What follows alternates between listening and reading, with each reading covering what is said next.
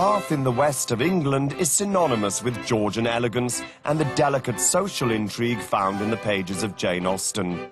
In the days of gout and myriad afflictions, the aristocracy came here to renew themselves. Unlike most modern resorts, Bath wasn't founded on the glories of its climate, but on the millions of litres of thermal water that bubble up out of the porous rock below. The city's social scene was based on the premise that this stuff was good for you, good to bathe in and good to drink.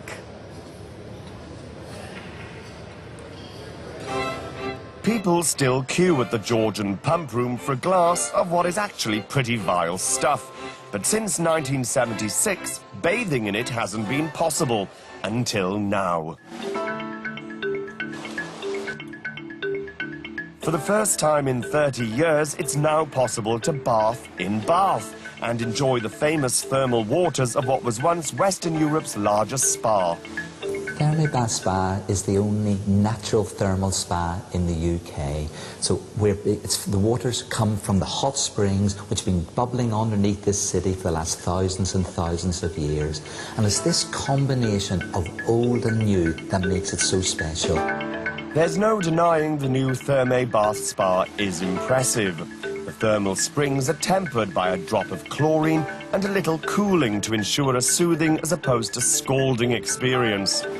The complex consists of 4 main bathing areas. The cross bath is in its own building. This open-air bath actually stands on the site where the ancient Celts worshipped the goddess Sul. The hot bath is genuinely 18th century and is complemented by 8 purpose-built treatment rooms. They pale by comparison, however, to this futuristic spa, a cross between the world of sci-fi and cutting-edge modern design.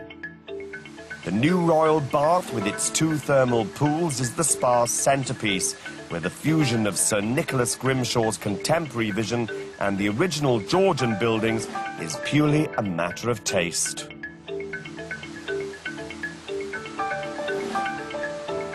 There's no doubt this is the pool of pools, the sort a Roman emperor would be happy to dip his feet in.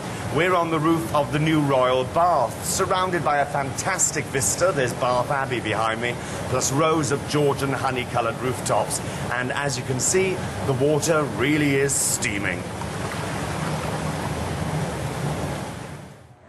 The new baths are just a towel's throw away from the Roman ones that originally put Bath on the map. In its day, around the 1st century AD, this was the largest bathing complex in Europe outside Rome.